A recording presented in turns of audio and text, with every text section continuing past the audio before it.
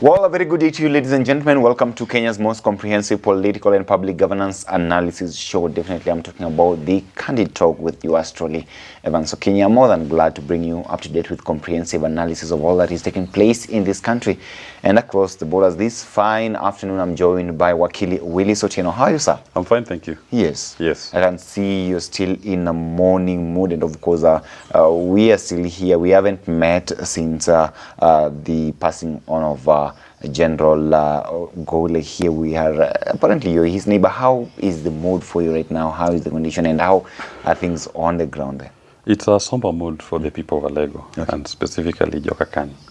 That is our clan where we come from.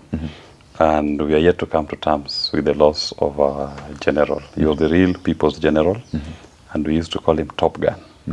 Top Gun to mean that he was a fighter pilot, fighter jet pilot, and he had risen to the top rank of our military. The people of Alego and the people of Kenya in general celebrate General Ogola for his stellar service to us. And it was quite unfortunate that the manner in which he died was tragic, sudden, and even his burial took place in a very short time, which in our customs we are not used to, especially somebody of such a nature. So we will not yet fully even internalize the loss that we have had, and even properly mourned him. We do hope that in the fullness of time, we will have an opportunity to celebrate our gallant son, our Top Gun, General Francis Ogola. Definitely. Yes. Here we are. Of course, we send our deepest condolences to the family of the lost one and all the people of Alego. Is it Alego Usonga? It's Alego Usonga, but now it's Alego. It's Alego. Alego. We call it Alego. Under the leadership of Honorable, is it Atandi? Atandi is the member of parliament. Is the member of parliament for that particular region.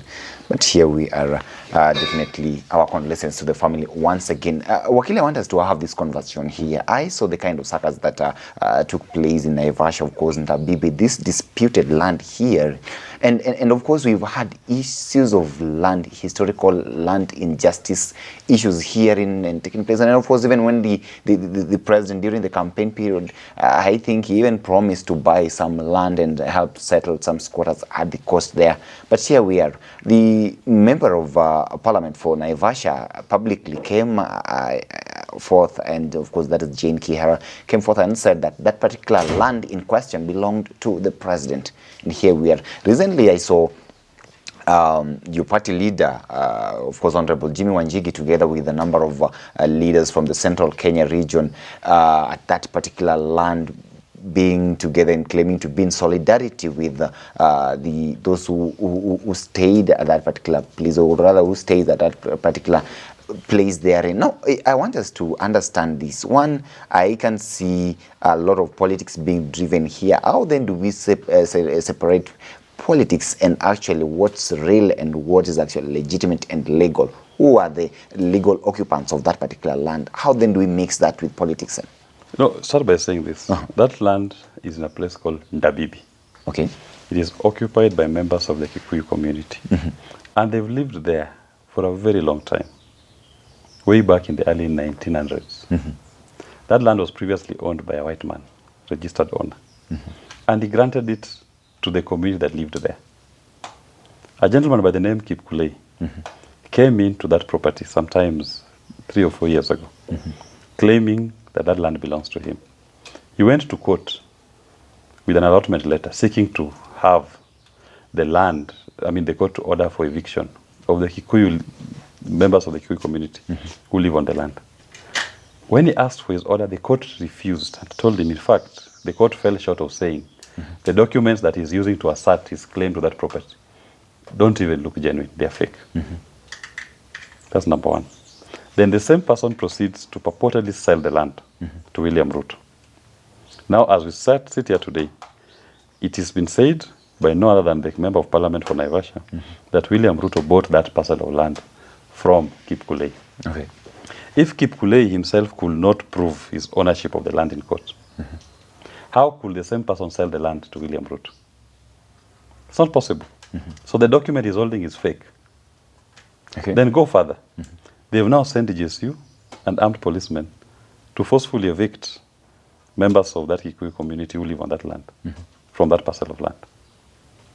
Luckily, the courts have stopped those orders. those acts. And the GSU on the ground have said they are protecting the land of the president. So let William Ruto come out and say how he acquired this land. Who sold it to him? If it is Kipkulei, as alleged, then Kipkulei did not have a proper title. He could not sell it. Let the poor peasants who live on that land have their land. This issue of going around the country to grab people's lands should stop.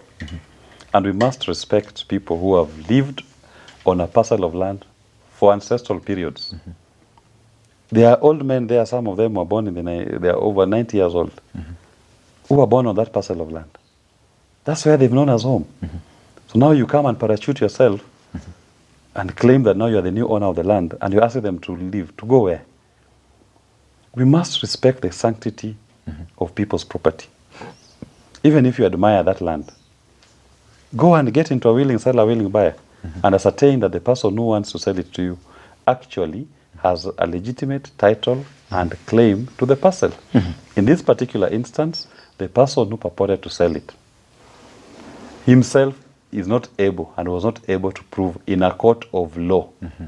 He asked for the eviction orders. He was not given because his title was in question. How he acquired it was in question. How then can the person who purports to buy it from him have a superior claim to the land and now invoke the arms of the state to evict the poor peasants living on the parcel of land? Let those poor Kikuyu peasants live on their land. Let them enjoy what they have known as their homes for all these years. NDABIBI did not just appear out of nowhere. It has been there milele kwa milele. It has been there before. If you go there, you'll find people's settlements. There are people who have been buried there. There's a community living there. That community must be accorded its right to property. And its claim to that property must be respected. And people should not use their eye offices to stop that. Okay. And it's quite unfortunate that when my party leader, Jimmy Wanjigi, went to pray with the people of NDABIBI, the police were deployed in full armor. More than 300 police officers were deployed, and they surrounded that parcel of land, and they blocked him from accessing. In fact, they even threw tear gas at him and the leaders who had accompanied to stop them from conducting a prayer service. They had simply gone to pray with these poor peasants who, in their misery, in this cold weather, in ravaging floods, have been dispossessed of their property and are trying to pray to God for divine intervention. The state is not even willing to accord them that right of prayer. People have a right in the Constitution to worship. Freedom of worship is there. But how do you, freedom of assembly is there. How do you gather and assemble in a contested land it is with not, all that kind It is of, not contested. People live there. Even now I can decide, let's pray here now. Do we need the state to give us permission to pray? We can decide to convert this show into a prayer. If you and I agree, we can pray here. We don't need to go and look for the OCPD, Kilimani, to give us permission to pray. It's our right to worship. And probably part of that worship is to find a solution to the problem. But and in this particular instance, so who gives the state or the police the right to determine when somebody can pray? But that also determines, raises a lot of questions on the legal ownership of this particular land, because here we are, as Kenyans, we are not yet aware whether it's truly owned by the president as the member of parliament for that particular constituency puts it, or it belongs to the people of NDABIBI as they claim. Let me just tell you. So if the member of parliament has said it publicly. The police on the ground have said they are protecting the president's property. Okay. Has he come out to deny? Yeah, he is not denied. Let him come out and deny, I don't own the parcel of land. So if then once he dissociates himself from from it, then let Kipkulei come forward and claim this is his land. And Kipkulei is in court. He is in court. The person living on the parcel of land are the poor peasants, Kikuyu peasants, who are living there. These people are living there. They are not coming from elsewhere to go and live. They're already living there. Some of them were born there. Most of them actually were born on that parcel of land. That's all they know as home. Okay. So when they invited him for prayers, they were inviting him to pray in their homes. That is where the prayer was going to take place, in their home. That's the only home they know. The person who is claiming the land or in whose favor the land is allegedly being protected, has not said he doesn't own the land. His messenger has said he bought it from Kipkulei. Kipkulei has gone to court. The court has refused to give Kipkulei an eviction order when he sought it, questioning, in essence, almost his claim to the property. He had no prima facie case to warrant the grant of that order. So why this heavy deployment of police? Okay. And the very fact that the parcel of land is even contested, somebody else is claiming it, does not take away anybody's right to freedom of worship and the freedom of assembly. You can still assemble, you can meet, you can pray, you can worship as you want. In a private property. In that property where you live in. It is their private property. They live there. Okay. So, those of them who worship at night, who pray to God at night before they go to sleep, do you want to tell me they need to go and get authorization from the police before they pray at night? They don't need it. Then it doesn't make sense of our constitution. Okay. If we are going to limit the exercise of our fundamental rights to approvals by the police, then why have it, the freedom of worship? Okay. Why have the freedom of assembly? These are rights which Kenyans fought for. Okay. And I must say this. Land is not something to be taken lightly. And more so, when you are trying to dispossess someone of a land, the only home they've known all these years, the place they were born in, you must take a pause. And you are claiming that you bought it. The inquiry should be on Kipkulei. And the person who bought it from him should go and question Kipkulei to return his money. It is not now that you try to harass the poor people, peasant Kikuyu farmers who are living on that land, who have been born on that land, and try to deny them enjoyment of their constitutional rights. Let's respect the sanctity of people's property. Okay. And this appetite, this greed to accumulate and to acquire as much property as you want, you are not helping. Okay. You are actually, in essence, inciting the people against each other. NDABIBI is here in Naivasha. It is not a piece of land that was in mass, that was unoccupied, that you can tell me that 6,000 acres of land, voila, had been just lying there. No one lives there. You are behaving like a colonialist who came into Kenya and assumed that there were no Africans, no people living here. And they apportioned the continent and Africa and even Kenya unto themselves. You ignore the people who live on that parcel. These people live, they were born, that is their ancestral, that's what they know. Okay. And they've lived there for more than a century. The ancestors are buried there. So what is the difference between you black colonialist and the white colonialist? But if it does, okay, anyway, does the fact that they've lived there for all those centuries that you're talking about actually grant them the ownership of that particular land? I've told you, even in terms of the legality question, they already granted by the first registrant. Okay. I'd already granted it to them. The first registrant, the Mzungu who lived there, already granted it to them. First instance. Number two, they've lived there for centuries. They are what you call an adverse title even to that property. It's like telling me, because my great-grandfather did not have his land registered in his name, that someone can come into my father's home and claim that title.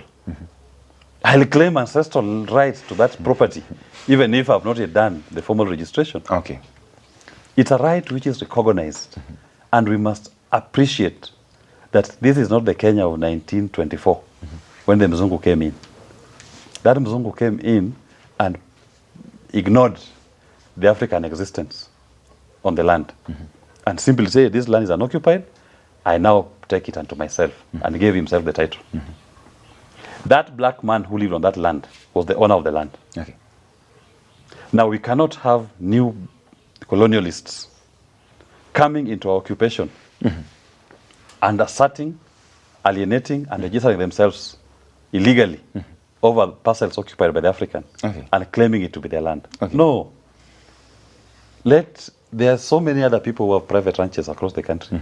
Whoever wants to buy, you can go and buy from them who have those titles. Why this one in particular? Why this one? Why steal from these peasants? And then when they want to pray, you tear gas them. Is it because it's Jimmy Wanjigi going to pray with them? Now, I want us to get into that conversation. Talk to me about the kind of fracas that we witnessed between your party leader Jimmy Wanjigi and the police therein, of course, talking about the tear gassing and all that. There are certain quarters that actually feel that perhaps your party leader is not being sincere here, and perhaps he just saw this as some sort of an opportunity to create some sort of political fodder out of it. And that is why I was actually asking you, how do we separate politics from real issues affecting the common man on the ground? You know, you can speak the way you are because you're staying in the comfort of that comfortable chair. But the cries of that poor old man, that 90-year-old man who was arrested and kept in custody for 2 months before Jimmy Wanjigi bailed him out, that old man is crying for help from any quarter. He had been held. Some of them were arrested and held in remand. Okay. They couldn't even afford to pay bail for more than a month. They've been held in custody.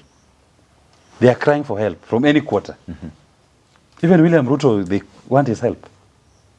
So if Jimmy Wanjigi responds to a call to help from an indigene who is suffering oppression, who is suffering from the long arms of the state, who is being oppressed, who is being illegally detained, whose land is being dispossessed, why not? What then is leadership? It's about providing opportunities, protection to the vulnerable. Okay. Otherwise, we'll never intervene when it comes to vulnerable people because you'll say it's politics. Okay. Maybe that loud voice is what we need for their issue to get attention of the country, for their issue to get the relevant requisite response. Because while I'm sitting here, those people are being rained on. Some of them were evicted. They're being rained on in informal shelters. They are suffering that cold. I can enjoy the warmth of this fireplace. They don't have that luxury. Okay. And then it didn't happen yesterday. This thing is more than 3 months old since this onslaught on them started. They've been suffering that indignation to date. They've not been getting attention. They deserve an equal right to dignity, just like I do. And if our presence on NDABIBI is going to secure that right to dignity, we're going to give them a dignified life, is going to draw attention to the oppression they are going through, so be it. Okay. We should not be sympathetic or be shy to lend our voice to that quest. Okay. Because that is a quest that serves humanity. Any one human being that you give dignity, to me, I am a satisfied person. Okay. Because then that person goes to lie to bed that night with respect, with the dignity of a human being that they deserve. So do not say that we are trying to politicize it. We are simply responding to a call by the people. In fact, that prayer service was not convened by Jimmy Wanjigi. It was convened by the local residents themselves. They invited so many leaders, not just Jimmy Wanjigi. They invited leaders from all over to come and worship with them and to tell them their tribulations so that it can bring attention to their tribulations. Because for the last 3 months, they've been ignored. They've tried. They've been to court. They've been arrested. They've been beaten by police. They've suffered serious indignation on their parcel of land. And the country has been quiet. Okay. It is time the country woke up. Because I say, it is not fair that some of us go to sleep comfortable at night when our fellow Kenyans, our fellow human beings, are sleeping in rain-down shelters, are being beaten by police, are being dispossessed of their land. Then of what essence is it to live if we cannot speak for the vulnerable and the weak? Even the Bible commands us to protect the vulnerable, the weak, the orphans, and widows who have no protector. Only God is their protector. Okay. Talk to me about the contrast in response between the area member of parliament, Jane Kihara, and your party leader. What's the difference? There's no difference. Jane Kihara is speaking for William Ruto and has claimed William Ruto bought the land. The local MCA who lives on the locality has said, this is our land, that's all we know. This land belongs to the people of NDABIBI. Jane Kiara says William Ruto bought it from Kipkule. Kipkule has gone to court to assert his claim. The court has not allowed him. So, who do you want to believe? Okay. Do you think our leaders, because definitely we expected that at that particular level, the member of parliament would come, would be the first person who would come to the rescue of the people of NDABIBI, but here is a case where she's maintained her stance therein, and it has to take people from all the way from Nairobi, people who don't even reside in that particular place, to come to the aid of the residents of this particular affected region. What do you make of the kind of approaches that our leaders do actually have and the compromises that they make in the process of leading? You know, even the colonialists, when they came into Kenya, when they occupied the White Islands, they had collaborators. In fact, in central Kenya, they used to be called Tugunias. They had African collaborators. Okay. So you expect in any society, you always find people who betray the people. Okay. So Madam Jane Kiara, speaking on behalf of defending the black colonialist, is no different from the other Africans who defended the white colonialist. It's the same thing. Okay. But in any situation, you'll always find people who speak the truth. The local MCAs who live in the vicinity have been vocal about this thing. They've led a campaign to protect their land because they know they are the ones who live on the locality. They understand that history. So Madam Kiara can speak as she wants, but she'll fall within the same sphere as the Tugunias, Okay. who sold the black people to the white colonialist. Maybe she's selling her people to now the black colonialist as opposed to the white colonialist. Same script, different acts. Okay. Do you think this would actually have any political implications, say that to the president or to her or whichever? What is taking place? Of course, he must, if those are the people who voted for him, and this is how he serves them. Sante Apunda ni Mateke. Okay. The people will take note that after he's been voted in, the payback is to kick them in the teeth, to dispossess them of their land. Of course, everybody must be ready to live with their consequences. He maybe thinks the land is more important than the people. We believe the people are more important than the land. And the people's dignity must be held supreme. And he has a duty to respect that. Okay. Looking at the kind of land issues that we are talking about, the land injustice here at the coast, in the Rift Valley, Central and all that, do you believe that the president will actually succeed in solving this problem? Because this is what he committed to at the beginning of his tenure. The NDABIBI was not a problem before. It's now a problem. He's creating new problems. How do you expect him to solve the old ones? If he's on a course of creating new problems. The people of NDABIBI have been living peacefully all these years. I'll tell you, they didn't just appear. These people have been living on that parcel of land peacefully all these years. They've never had this incursion into their land. Now he has created that new problem. Now you expect him to solve the coast one. You expect him to resolve the ones in other parts of Rift Valley. How? When he is busy creating new problems. He should start by avoiding creating new ones. Okay. Then you can say, indeed, he has the appetite to resolve the old problems. But he's not. Okay. I always say, Kenya Kwanza, if you expect anything good out of Kenya Kwanza, good for you. They'll serve you pain every single day. Okay.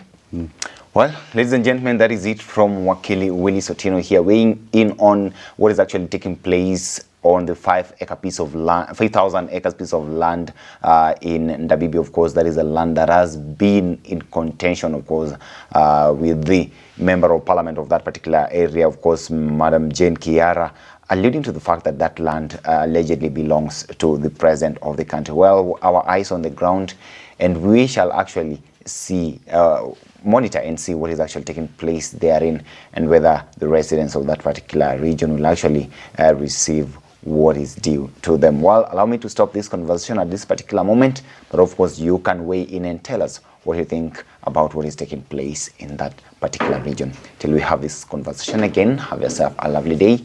My name is Evans Okinyi.